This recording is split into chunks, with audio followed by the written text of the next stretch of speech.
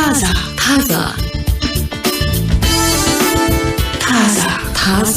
እሺ ታዛ ነው የሰማችሁ ያላችሁት ዙሪያችን ያለው ነገር ፍጥነቱ እንቅስቃሴው ዓለም ላይ ያለው ተለዋዋጭ ሁኔታ ፈጣን ክስተትና ሁነቶች እረፍት እየነሱን ሊሆን ይችላል ዙሪያችን ያለው ነገር ሁሉ ትርምስ እንዲሁም ደግሞ በቃ እረፍት ያጣ የማይተነበይ ነገር እንደሆነ አይምሮአችን ሊያስብ ይችላል ስለዚህ ይሄንን በሚሆንበት ጊዜ ራሱ አይምሮአችን ስጋት ውስጥ ነኝ በሚል የደህንነቱ እንዲጠበቅ የማድረግ ምላሽ ሊሰጥ ይችላል ነው የሚለው ከዚህ ጥድፊያና ግርግር ውክቢያ ማምለጥ የማንችልበት ጊዜ ላይ ነው ያለነው ግን ደግሞ በዛ ውስጥ እንዴት መረጋጋት አለብን የሚለው ላይ ማተኮሩ ነው ትልቁ ቁም ነገር ተብሏል እንዴት እናተኮር የብዙ ሰዎች ህይወት በጣም ፍጥነት ውስጥ እንዳለ ዓለም በብዙ ተቀያያሪ ነገሮች ውስጥ እንዳለች እኛ ግን ምንም ነገር እየሰራን እንዳልሆነ ሊሰማን ይችላል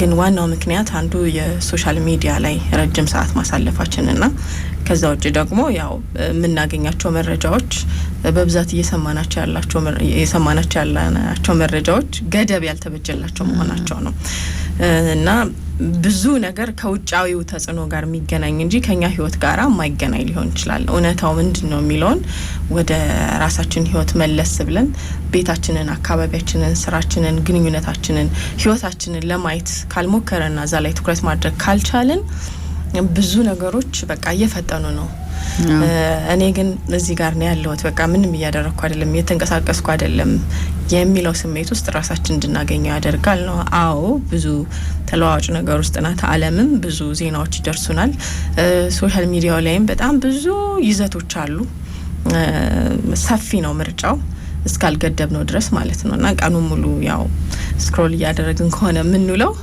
ያ ራሱ አይምሮአችን ላይ የሚፈጥረው ድካም አለ መዛል አለ እዚህ ምንም እያደረግን አይደለምኛ ሌላውን ህይወት እያስተዋልን ነው እየተመለከትን ነው በመናየው ህይወት ውስጥ ደግሞ ብዙ ፈጣን መረጃዎች እየደረሱ ነው ብዙ ተለዋዋጭ ይዘቶችን እየተመለከትን ያለ ነው ያ ከፍተኛ ጫና እየፈጠረ ነው አይምሮአችን ላይ እና መለስ በሉ ተብሏል ምን እናደርግ ለሚለው መቆጣጠር በመንችላቸው ነገሮች ላይ ትኩረታችንን መሰብሰብ ያስፈልጋል ማምጣት ያስፈልጋል ነው ዓለም በጣም ሰፊና ግዙፍ ናት የኛ ተጽዕኖ ግን በጣም ኢምንት ነው ስለዚህ ትኩረታችንን ወደ አስቸኳይ አካባቢያዊ ነገሮች ማምጣት ያስፈልጋል ነው ዛሬ ምን ማድረግ አለብኝ ዛሬ ምን ወስናለሁ ዛሬ ምን ሳደርጉላለሁ ሩቲኖቻችንን ማለት ነው በየቀኑ ምን እናደርጋቸውን ትናንሽ ድርጊቶችን እንኳን ብትሆን ቤት ማጽዳት አልጋ ማንጠፍ ሊሆን ይችላል የጀመርነውን ስራ መጨረስ እንዳለብን እዛ ላይ ትኩረት ስናደርግ ነገሮችን በተያዘላቸው ቀደም ተከተል መሰረት እየፈጸምናቸው እንደሆነ እየሰራን እንደሆነ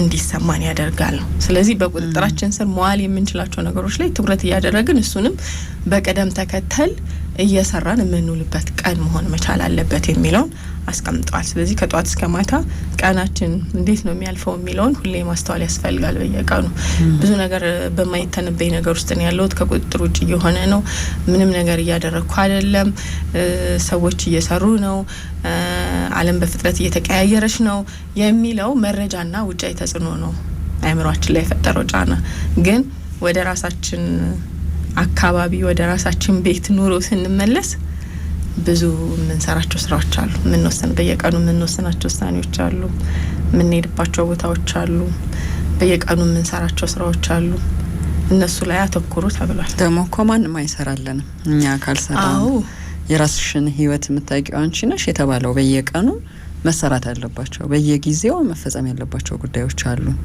ከስክሪኑ መለስ ስትይ አሉ የግል ህይወታችን ስለዚህ የትኛው ነገር ነው ቢዚ ያደረገኝና ከቁጥጥሬ ውጪ እንደሆነ ብዙ ነገር እንዲሰማኝ ያደረገው የሚለው በተለይ በዚህ ጊዜ ማስተዋል ያስፈልጋል የሚለው ነው ሙሉ በሙሉ ሳናቋርጠው ጫጫታውን መገደብ እንችላለን ተብሏል ያው ከዛ ውጪ ልንወጣ አንችልም ብዙ ነገሮች አሉ ልንከታተላቸው እንችላቸው ግን ለምሳሌ ዜና መስማት ይኖርብናል ማህበራዊ ሚዲያ ላይ ምናያቸው ነገሮች ሊኖሩ ይችላሉ ያለማቋረጥ ግን ራስን ማጋለጥ ከሆነ የኛ ልምድ ውጥረትን የበለጠ እንዲጎላ ያደርጋል ነው ህይወታችን ውስጥ ስለዚህ ውስን ነገሮች ላይ ማተኮር ያስፈልጋል ነው የትኛውን ነው ሶሻል ሚዲያ ላይ የምከታተለው ነገር ለምንድን ነው የምከታተለው የትኛውን የኔ ፌቨራይት ለምን ፈለኩት የሚለውን ዜናም ከሆነ የትኛው ሰዓት ላይ ነው ዜና ማየው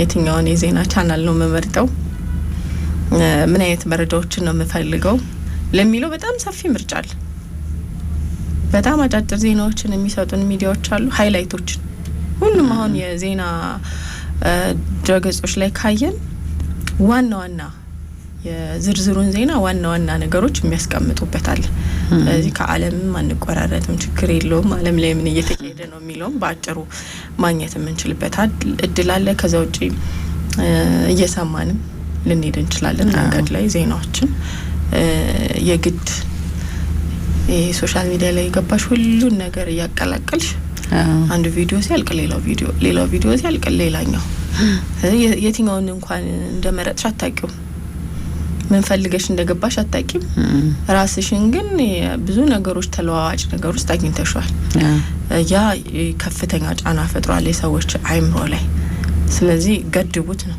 ጫጫታውን መገደብ ያስፈልጋል የሚለው አንድ መፍትሄ ተደርጎ ተቀምጧል አካላዊ መረጋጋት በሚያመጡ ነገሮች ላይ ጊዜ መውሰድም ተብሏል ለምሳሌ ትንሽ የእግር ጉዞ ማድረግ አንዱ መፍትሄ ነው ለብዙ ሰዎች እንቅስቃሴ ማድረግ በዛ እግር ጉዞ ውስጥ ግን ለምሳሌ ስትጓዢ መንገዱን እያስተዋልሽ አካባቢውን እየተመለከትሽ ቢሆን ይመረጣል የአየሩን ሁኔታ ፊል እያረግሽው እየተሰማሽ ቢሆን የበለጠ ይሄ ባስተውለት የተሞላ እንቅስቃሴ ይሆናል የሰውነትሽንም እንቅስቃሴ በደንብ የልብ ምትሽንም የእግር አጣጣልሽንም በደንብ ማወቅ ትችያለሽ አለበለዚያ አውቶቡስ ውስጥ መግባት አለ ስልክ መነጠቅም አለ አደንዛዦቹም እኮ ትኩረት አልባ መሆንሽን እያዩ ይመስለኛል ይሄ ጥሩ ቢዝነስ ነው ይሄ ጥሩ ቢዝነስ ነው ይላሉ ማለት ብዙ ሰው ከቀልቡ ሆኖ አይደለም የሚንቀሳቀሰው መንገድ ላይ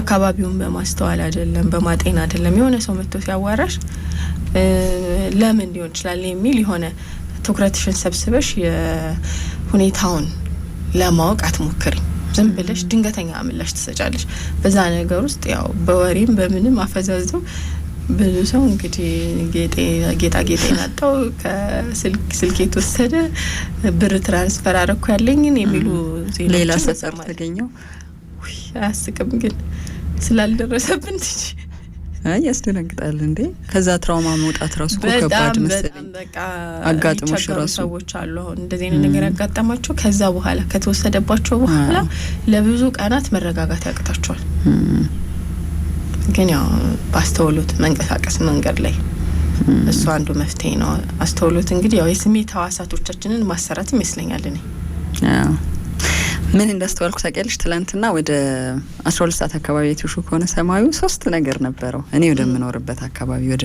ፊጋ አካባቢ አይደል ፀሐይ ሙሉ ፀሐይ ይሄ ፀሐይ ስትገባ ያለው ወጋገን የለም እሳት የሚመስለው ቢጫ የሆነው ግማሹ ነው ቤት ውስጥ ነበር ስንት ሰዓት ላይ ነው ወደ 12 ሰዓት አካባቢ በሰዓት ቤት ነኝ ያልሽ ለወኮት ነው በርግጥ ለምለም ያለ ነገር ነበረው አይደለ ወደ ሰዓት ጥቁር ጥላሸት የሚመስል ደመና ደግሞ ቀጥሎ አለ ሰማዩ ላይ ከዛ ደግሞ ፈካ ያለ ነገር አለ በቃ ሲዋዋጡ ዝናብ አይሆንም ብለን ነው ወጣነው ከዛ የሚገርመኝ ነገር ከሆነ ሄድን ፀሐይዋንም እያደነቅን ያ ጥላሸት የመሰለውንም ነገር መጨረሻ ግን ስንመለስ ከሆነ ደቂቃ በኋላ በቃ ሰማዩ ተከፍቶ ነው የሚመስለው የሆነ ነገር ተደፍቶ ነው የሚመስለው እና አንድ የሆነ ሰው ውሻ ይዞ ወጥቷል መንገድ ላይ ነው እንደ ማውራትም እያለ ምናምን ነው አብሮ የሚሄደው ከውሻው ጋር ገመዷን ይዟል የእውነት እያወራ ምን እንደሆነ ግን አላውቅም ይሄ ልምዱ መሰለኝ ከሆነ ቤት ውስጥ ወጥቶ እንስሳቶች እኮ ያለ ማምልሻቸውን ነገር ምላሽ ይሰጣሉ እና እሱን እያስተዋለን እየገረመኝ ነበር ሰዎች ልክ እንደዚህ ከአካባቢያቸው ጋር ያወራሉ ተፈጥሮ ከሆነ ነገር ጋር መቆራኘት ይፈልጋሉ ማለት ነው የለመደ ሰው እንደሆነ ያስታውቃል ልክ ዝናቡ ሲመጣ ብቻ ለመሸከም ፈለገ ግን ከበዳለው ውሻው መጠለል ነበረበት መካከለኛ አይነት ነገር ነው ለመጠለል ሞከረ ግን ለመጠለልም ሞክሮ ለማውራት ይፈልግ ነበር ከውሻው ጋር ማለት ነው። እንዲህ አይነት ስሜቶች ይኖራሉ። ከዛ በተመሳሳይ እሱ እንደዛ ሆኖ ሌላ ውሻ ለምንድን ነው ዝናብ እየደበደበው ያለው አለን። ምን አይነት ዝናብ መሰለሽ? ምን አይነት ውሻ መሰለሽ? በደንብ ቤት ውስጥ የተያዘ ገመድ የሌለው ማን አንጥቶ ጥሎት ነው ብለን ስታዩ ልክ እንደ ሰው ልጅ ቁጠሪ ስታይ በደንብ የተያዘ እና ራሱን የጣለ ውሻ እኮ ያስታውቃል። ባለቤት የሌለው እና ዝናብ ያካፋ በስብሶ ምናምን እያለ ብቻ ጭራውን የሚያዋራው መጠለያ የለው። ጭራውን ያደርጋል። ይሄ ግን ከሆነ ቤት አምልጦ ነው ብዬ ሳልጨርስ ሰውየው ለካ እዛ ቦታ ገብቶ ጠብቀኝ ብሎት ነው ውሻውን። ሌላ እኮ ውሻ ነው እንዴ ጠብቀኝ ብሎት ልክ ሲወጣ ላዩ ላይ ተጠመጠመ። ከዛ ከነበረበት ቤት ማለት ነው። ውሻ ላይ ያዘው ሰውዬ ሌላ ባለቤቱ እየጠበቀ ነው እዛ በር ላይ ገብቶ ያን ነገር ጨርሶ እስኪወጣ ድረስ ወይ ጉዳል ውሻ ፍቅር ከባድ ነው። ስለዚህ ከውሻ ጋር እንኳን እየተቆራኙ ያሉ ሰዎች እየበዙ ነው ማለት ነው። አካባቢውን በደንብ አስተውለሻል? በደንብ አሁን ስልክ ይዞ እኮ መሄድ ሰው አለ። በነገራችን ላይ ያው እንግዲህ ውሾች ላይ የተከፈተው ዘመቻ ነበር አይደል? ከዛ ወዲህ ብዙ ሰው ውሻውን አጥብቆ እያያዘም የሕክምና ክትትላቸውን ጨምሮ። ግን ያው በጣም ከተማው ላይ ተሰራጭተው ነበረ ብዙ ውሾች አይደለም ለእንቅስቃሴ እስክትቸገሪ ድረስ። አንዳንድ መኖሪያ ሰፈሮችማ በቃ ህጻናት ራሱ መንቀሳቀስ አይችሉም። በግሩፕ ነው የሚንቀሳቀሱት ውሾቹ። አስፈሪ ነው። እኔ አንድ ህጻን ልጅ በቃ ሲያሯሩጥ አይቻለሁ። የ5 ዓመት ልጅ በግድ ነው ያስጣሉት። በነገርሽ ላይ ትሪት ካላደረግሻቸው በጋራም ሲሆኑ በትክክል ማስተዳደር የሚችሉ ባለቤቶች መኖር አለባቸው። እንስሳቶች በጣም ነው የሚያሳዝኑት። ውሻ ደግሞ በቃ ሰው ማለት ናቸው እኮ። በጣም ነው የሚግባቡት። ስሜትሽን ያውቃሉ፣ ይናፍቃሉ። ራበን ብለው በደል አያቀርቡም። ይሄ አንቺ አብረሻቸው መሆንሽን ይፈልጉታል። እና እንደሱ አይነት ነገር አስተውላለሁ። አሁን ብዙ ሰዎች ወክ ሲያደርጉ ወደ ምሽት አካባቢ እየተለመደ ነው። እናቴ ሄዳ ውጭ ሀገር ብናለች ሰው የሚባል ነገር አታይም መንገድ ላይ አለች። ካየሽም አንድ ፈረንጆች ውሻቸውን ይዘው የሚሄዱ ፈረንጆች ነው የምታየው አለች። በቃ እንትናቸው ነው ቆርኝታቸው። በቃ ከነሱ ጋር ነው ሰው ሲንቀሳቀስ የምታየው በቃ ከውሻ ጋር ነው እንጂ ይሄ ሰውና ሰው የሚተራመስበት ነገር እሷ እንግዲህ ቀጥታ እዚህ ካለው ነገር ጋር አነጻጽራው ነው። እንዴት ዋላችሁ እንዴት አደራችሁ እየተባባለ ሰው እየተገፋፋ እዚህም ለነገሩ እንዴት ዋላችሁ እንዴት አደራችሁ ቀርቷል። ግን ቢሆንም በሰው እንቅስቃሴ የተሞሉ መንገዶች አሉ። ስለዚህ ሰውን ስታጪ ደግሞ አንዳንዴ እንስሳትን ጓደኛ ልታረጊ ትችያለሽ። በቃ ልታዋሪያቸው ትችያለሽ። ልክ ነው። ጥሩ ነው። ጥሩ መፍትሄ ነው። የሆነ ደግሞ እንቅስቃሴ ያላቸው እንጂ በደንብ ያውቃሉ።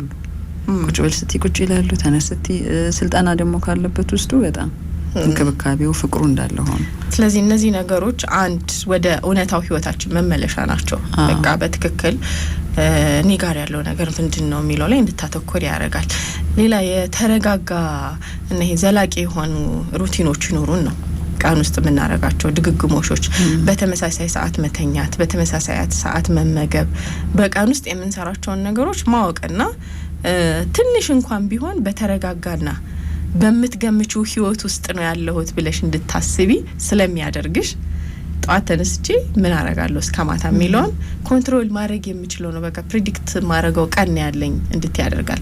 አንዱ ችግር ምንድነው ህይወት ምንም የማይተነበይ ይመስለናል አይደል? ያ በጣም ያስፈራል። ምንም በማላቀው ነገር ውስጥ ነው እየኖርኩ ያለሁት የሚለው ስሜት የብዙ ሰዎች ፍርሃት ተገማች ስለማይሆን ስለዚህ ሩቲኖችሽን ኮንሲስተንሲ ስትጠብቂ ጧት መበይበትን ሰዓት ታውቂያለሽ፣ ቀን መበይበት የምሳ ሰዓትሽን ታውቂያለሽ፣ ራስ ሰዓትሽን ታውቂያለሽ፣ ስራ የምትሄጂበትን ሰዓት ታውቂያለሽ። ተመሳሳይ ድግግሞሾች ይኖሩሽ ነው ሰዓቱን የጠበቀ የለኝም እያልሽ ነው ትጂ ዛሬ ቦሌ ነኝ ነገ ቃሊቲ ነኝ ከነገ ወዲያ ምን እንደምታደርጊ ትገምቻለሽ። ቢያንስ የስራውን ፕሮሰስ ስለምታውቂው ሰዎችን ነው የምታገኘው፣ ስለ ስራ ነው የምታወሪው፣ በቀን 3 ቦታ ነው የምትሄጂው 5 ቦታ የሚለውን ተገማሽ ታደርጊያለሽ። ከእንቅልፌ ስንት ሰዓት ነው የምነሳው የሚለው እንዳለ ሆኖ ሌላ ኃይላችንን የት ላይ ማፍሰስ እንዳለብን እንምረጥ ነው። ሌላው ለሁሉም ነገር መልስ መስጠት አይጠበቅብንም ነው። ይሄ ለሁሉም ነገር ምንድነው ለምሳሌ ሶሻል ሚዲያ ላይ ለሁሉም ሰው ፖስት ላደረገው ሰው ሁሉ መልስ ሰጥሽ ትችያለሽ እንዴ? ስለዚህ ይሄ ምላሽ የምትሰጭበትን ነገር መለየትና መወሰን አለብሽ ነው። ለኛ ዋጋ ያላቸው ጥቂት ነገሮችን መምረጥ ያስፈልጋል። ስራችን፣ ቤተሰባችን፣ ግንኙነታችን፣ ራሳችን። ስለዚህ ኃይላችንን በአግባቡ እነዚህ ነገሮች ላይ መዋል እንዳለባቸው እርግጠኛ መሆን መቻል አለብን ነው። በእያንዳንዱ ቀውስ ላይ ከመበታተናችን በፊት ለምሳሌ አንዳንድ ሰው ዝም ብሎ በማያገባው ጸብ ውስጥ ራሱን ሊያገኘው ይችላል። ሰዎች የሆነ ቡድን ፈጥረው ወይም የሆነ ጎራ ለይተው እየተጨቃጨቁ ነው፣ እየተፋለሙ ነው። ትገቢያለሽ ማለት ነው። አይመለከትሽም። ትገቢና ሳታስቢው የዛ ቀውስ አካል ሆኖ ታገኘዋለሽ ራስሽን። ከዛ ውጭ ደግሞ ዓለም ላይ በምትሰሚውም ዜና ሊሆን ይችላል። ብዙ ቀውሶች አሉ ዓለም ላይ። በዛ ቀውስ ውስጥ ራሱ ገብተው ሰዎች ቡድን ሰርተው ሲከራከሩ፣ ሲሰዳደቡ እናስተውላለን አይደል? ኬር ማድረግ እሺ ችግር የለውም። ዓለም ላይ ስለሚፈጠሩ ኢሰባዊ ነገሮች ጥሩ ያላላልናቸው ነገሮች ሰዎች እንደዚህ እየሆኑ ነው። በቃ ሰላም ማጣት አስከፊ ነገር ነው። የጦርነት ቀውስ መዘዙ ብዙ ነው፣ እንረዳዋለን። በዛ ውስጥ ደግሞ የሚጎዱ ሰዎች አሉ። ስለነሱ ኬር ማድረግ አንድ ነገር ነው። ሪፍሌክት ማድረግ የሚሰማሽን ነገር ግን ያንን ነገር አንቺ ኬሪ ማድረግ በጣም መሸከም የለብሽም። ተሸክመሽም ህይወትሽ ውስጥ አስገብተሽ የኔ ጉዳይ ነው ብለሽ ሌላ ጦርነት የውልሽ ነው ደግሞ እዚህ ሌላ በቃ የቀውሱ አካል እንዴት ትሆኛለሽ? ወይ ጸሎትም ካስፈለገ እንግዲህ ያው በየእምነቱ ሰው መጸለይ ነው ለዓለም ሰላም ይምጣ ብሎ እኮ የእምነት ተቋማት ጸሎት ይደረጋል አይደል? ለሀገር ብቻ ወይም ለሚኖሩበት ማህበረሰብ ብቻ አይደለም የእምነት ተቋማት ጸሎት የሚያደርጉት ለዓለም ሁሉ ነው። ያ ኬር ማድረግሽን ያሳያል። በቃ የሰው ልጆች ላይ ስለሚደርሱት መጥፎ ነገሮች ሁሉ ይሰማኛል። ስለዚህ ጥሩ ነገር ይምጣላቸው የሚለውን ነገር እያገዝሽ ነው እዚህ ጋራ አንቺ በምትችው አቅም ማለት ነው። እንደዛ ማድረግ ይቻላል። ግን ሙሉ በሙሉ የቀውስ አካል ያረግሽ የምትሄጂ ከሆነ አቅምሽን ኃይልሽን ያማጠጠብሽ ነው የሚሄደው ብዙ ነገር። እዛ ከተፈጠረው አንቺ ከተቃወምሽለት ለንጹሃን ካሰብሽለት በጎ ነገርሽ በላይ እዚህ ጋር የተጀመረው የራስሽ ጦርነት ሊበልጥ ይችላል። ከሌሎች ሰዎች ጋር፣ ከጎረቤትሽ ጋር፣ ከከተማሽ ሰው ጋር፣ ከራስሽ ሀገር ዜጋ ጋር ተጣልተሽበት ሊሆን ይችላል ጉዳዩን። ከዛ መቼ ነው የሚያቆመው ደግሞ አታቂም። ብዙዎቹ ነገሮች እዚህ ጋር ነው የሚጥሉን ብዙዎቻችንን። ሌላው ቢቀር አሁን 4-5 ሀሳብ ያለው ሰው አያለው አሁን ሶሻል ሚዲያ ላይ በአንዳንድ ትላልቅ ጉዳዮች ውስጥ 4-5 ጉዳይ ከኔ ተቃራኒ የሆነ ነገር አቅርቦ ቢሆን እንኳን ያቀረበበት መንገድ ነው ሰላም ለኔ መቃወሙ አይደለም። ያቀረበበት መንገድ እንዴት አርጎ ጽፎታል፣ እንዴት አርጋ አውርታዋለች። ካንቺ ጋር ተመሳሳይ ሀሳብ ኖሮኝ የማመናጨቅ የስድብ ማናለብኝነት አይነት ቶን ኖሮኝ ከወጣው ጦርነት ነው ለኔ። በቃ ሌላ እንትን ውስጥ ክራይሲስ ውስጥ እየገባሽ ምንድነው ሌላ ህይወት የሚወስድብሽን ኃይል አስቢው። ብዙ ኃይልሽን እየተወሰደብሽ ነው ያለው ይሄ ኃይል ምን ላይ መዋል ነበረበት? ቅድም ያላችሁ በጣም ውስን ለሆኑና ለተመረጡ ጥቂት ነገሮች ኃይላችን መዋል ሲኖርበት ግን ላልተገባ ነገር ኃይላችንን እየሰጠን ያለ ነው የሚለው በደንብ ተስተውሏል። ምናስተውላቸው ነገሮች አሉ። አሁን ሶሻል ሚዲያ ላይ ትኩረት የሚያገኙ አስተያየቶች ምንድናቸው? የግለሰቦችን ህይወት ሳይቀር ከሌና ከሌኮ ተለያዩ ከሌኮ ከሌ እንትና ታዲያኛ ምን አገባን ብለው ከታች አስተያየት ይሰጣሉ። ገብተው ነው ምን አገባን የሚሉት። በማይመለከትሽ ህይወት ውስጥ ሁሉ እንድትገቢ የሚጋብዙሽ አሉ። ለምንድነው እንደዚህ አይነት ነገሮችን እንፈልጋለን አይደል? እንፈልጋለን። የሰው ህይወት በጣም የሰው ህይወትን የሰውን ገመና ሳንፈልግ እንገባበታለን። ሳንፈልገን ነው እንጂ አይደል? የሆነ ወደዛ ነው በቃ ምን ወዳቸው ነገሮች አሉ። እኛ የራሳችን ብዙ ችግርና ጉዳይ ያለ የሰዎች ጸብ ውስጥ የሰዎች ይሄ አሉባልታ ወሬ ውስጥ ራሳችን እናገኘዋለንና የአሉባልታ ወሬዎች በጣም ብዙ ተመልካች አስተያየት አላቸው።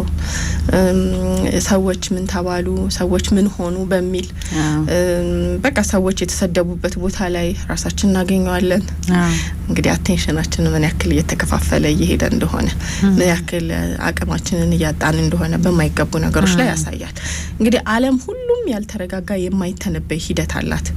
መረጋጋት ሁሉንም ነገር በመቆጣጠር ውስጥ የሚገኝ ሳይሆን ነገር ግን በመንተነብያቸው ነገሮች ውስጥ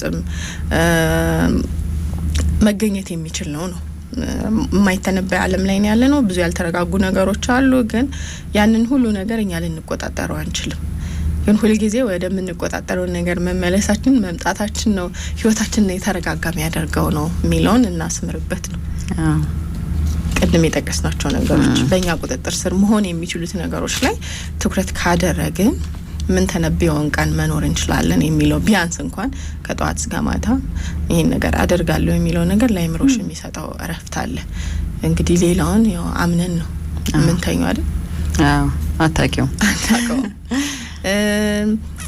ዓለም አቀፍ ሁነቶች ለምሳሌ አሁን ሪያሊቲውንና ሌሎች ውጫዊ ነገሮችን እንለይ የተባለው ሶሻል ሚዲያ ላይ የምናየው ነገር ለምሳሌ ዓለም አቀፍ የተለያዩ ዜናዎችና ተለዋዋጭ ነገሮች ይኖራሉ። የጎርፍ አደጋ ሊሆን ይችላል፣ የነዳጅ ዋጋ ጨመረ ሊሆን ይችላል፣ የዓለም የኢኮኖሚ ሁኔታ ሊሆን ይችላል። እነዚህ ነገሮች መረጃዎች ናቸው፣ ዜናዎች ናቸው። ግን ወደ ሶሻል ሚዲያው ላይም ካየነው ደግሞ የምናያቸው በጣም በርካታ ይዘቶች አሉ። የሰዎችን ህይወት እናያለን፣ የሰዎችን የስራ እንቅስቃሴ እናያለን፣ ጉዞ እናያለን፣ ብዙ ነገሮች አሉ። ግን ያ የሰማነው ዜና እውነት አለው? እውነታውን ፋክቱን ለማየት እንሄዳለን። የሶሻል ሚዲያው የሚለየው ግን በጣም ጽንፍ የሆኑ የስሜት ደረጃዎችን ስለሚያሳየን ነው። እንዲያውም ዲዛይን የተደረገው ሶሻል ሚዲያ የስሜታችንን በደንብ ከፍ የሚያደርጉ ነገሮች እንዲቆጣጠሩን ነው። ስለዚህ እያንዳንዱ ነገር በማጋነን ስጋት በመፍጠር ዋው በማስባል እንድትሳቢ የሚያደርግ ነውና ሪያሊቲ አይደለም፣ ከመደበኛው ነገር ውጪ። እና በጣም ጥቂት ነገር ነች የምናገኘው እውነታ። ሙሉ የዛን የምናየውን ነገር ሙሉ እውነታ የሚያሳይ አይደለም። ትንሽ ቁራጭ እውነታን አጋኖ የማሳየት ነገር ነው። ስለዚህ በዚህ ነገር ውስጥ ብዙ መሸወድ አያስፈልግም ነው። አንድ ሰው እንደው ምን አለኝ፣ እዛ ጋር ማሳይሽ ሴት አለ እሷ ናት ብለሽ አትገምቺም፣ ሶሻል ሚዲያ ላይ ያለች እንደ ልቡ የሆነች ሴት ናት እና ያው በራሷ ካራክተር ያዋጣኛል ባልሽው አይነት ከሪያሊቲ ማፈንገጥና እዛ ጋር ግን ያያት አለ ጤና ስጥልኝ እንዴት ናችሁ እያለሽ ሪያሊቲው እኮ ያ ነው። ሰዎች እዛ አዳራሽ ውስጥ የተሰበሰቡት ሰዎችን ሰላም ደህና ናችሁ በጣም አመሰግናለሁ ቴንኪዩ እያለሽ ነው የምትሄዱት። ሆኗ ለስለስ ያለ ነው፣ አለባበሷ አሪፍ ነው፣ አኳኋኗ ኦቨርአክቱ እዛ ሶሻል ሚዲያ ላይ በተወከለችበት ገጸ ባህሪ አይደለም። እዛ ጋር ሪያሊቲው ይሄ ነው፣ ያኛው ሌላ ገጸ ባህሪ ልክ ይሄ ጥቅም እንደምታገኝበት ወይም መጠቀሚያ ለሆነችበት ገጸ ባህሪ ነው መስዋዕትነት የምትከፍለው። ብዙዎቻችን የሚምታታብን ይሄ ነው። አንድ እንደውም ሶሻል ሚዲያ ላይ ሰሞኑን ያየሁት ነገር ዶክተር ጋር ሄደና ሰውየው መመርመር ፈልጌ ነው ሆዴን ያመኛል ሲለው እስቲ በመስኮቱ በኩል አንገትህን አውጣና ምላስህን ጎልጉለህ ለረጅም ደቂቃ ቆይ ይለዋል። እሺ ይላል። ለምን ብሎ አይጠይቅም። ለምን ደግሞ ብለን አንጠይቅምና ብሎ ጎልጉሎ ምላስን ይቆያል። ሂድ ወደ ቤት ይለዋል። አሁንም በሚቀጥለው ይመጣል። ኧረ ሆዴን ነው ዶክተር ያመመኝ እንደዛ አርግና ቆይ አሁንም ይላል። በኋላ ላይ ይሄ ነገር ምንድን ነው ብሎ ሲለው ፊት ለፊት ይታያል። ያኛው የኔ ተቀናቃኝ ዶክተር ነው፣ ተጣልተናል እዛኛው ሆስፒታል ያለው በሱ ትይዩ እንድሰድብልኝ ነው እና መጠቀሚያም ልንሆን እንችላለን። ለምን ካላልሽ ደግሞ የሆኑ ሰዎች እዛ ጋር በሆነ ገጸ ባህሪ ያቁሻል እንበልና ተሳዳቢ ከሆንሽ ስድባቸውን ባንቺ ያመጡታል። የሆነ አጀንዳ አራጋቢ ከሆንሽ የሆነ አጀንዳ ሲኖር አንቺ ካራክተር ነሽ ተወኛለሽ። ስለዚህ እነኛ ሰዎች የሌላ ሰዎች ተላላኪዎች ናቸው፣ የሆነ ሀሳብ እንዲመጣ የሚፈልጉ ናቸው የሚለውን ግንዛቤ እንኳን እንዳንፈጥር ነው የሆነ። አንዳንድ ነገሮች ሲንቀሳቀሱ ለምን ተሳተፍኩባቸው፣ ለምን ላይ ሰጣውባቸው፣ ለምን አጋራዋቸው የሚለውን ምክንያት አይሆንሽ ለመጠየቅ አትሞክሪምና ቶሎ የስሜታዊነት ምላሽ እንሰጣለን የተባለው ነው። ራሱ ሶሻል ሚዲያ ዲዛይን የተደረገው የኛን ስሜት ለማግለብለብ ነው። ስለዚህ ይሄ ስሜታዊ ሆነን የምንከታተላቸው ነገሮች ላይ ገደብ ያስፈልገዋል። ወደ እውነታው ህይወታችን መመለስ አለብን። ብዙ ውጥረት፣ ጫና፣ ጥድፊያ፣ ያለ መረጋጋት የማይተነበይ ነገር ያለበት ዓለም ላይ ነው ያለውት እና ነገሮች ከቁጥጥር ውጪ ናቸው፣ ምንም ነገር እያደረኩ አይደለም ብለው ለሚያስቡ ሰዎች ነው ያው የጊዜው ትልቁ ፈተና ስለሆነ ማለት ነው። ስለዚህ እንዴት ነው ወደ መረጋጋት የምንመጣው በሚለው ላይ የተሰጡ ምላሾች ናቸው። እንግዲህ ብዙ ጊዜ አጠገባችን ያለው አካባቢ በየደቂቃው ከምናየው ተለዋዋጭ መረጃና ቪዲዮ ይልቅ በጣም የተረጋጋና ሰላማዊ ነው። ሁልጊዜ እሱን አስተውሉት ነው። እናንተ ጋር ያለው ህይወት በጣም የተረጋጋ ነው። ውጫዊ ነገር ነው የምንወስደው ነገር ነው ያልመረጥነው ነገር ነው ብዙ ነገር ከቁጥጥር ውጪ እንደሆነ እንዲሰማን ያደረገ ያለው። እዚህ ገድባችሁ የራሳችሁ ህይወት ላይ ትኩረት አድርጉ የሚለው በጣም ወሳኝ ምክር ሆኗል። በዚህ መረጋጋት ውስጥ የምራቸውን እየሰሩ ድምጻቸውን አጥፍተው ሰላምም ሆነው የሚኖሩ ብዙ ሰዎች ደግሞ አሉ አለማችን ላይ። እሺ ታዛ ነው እየሰማችሁ ያላችሁት። ታዛ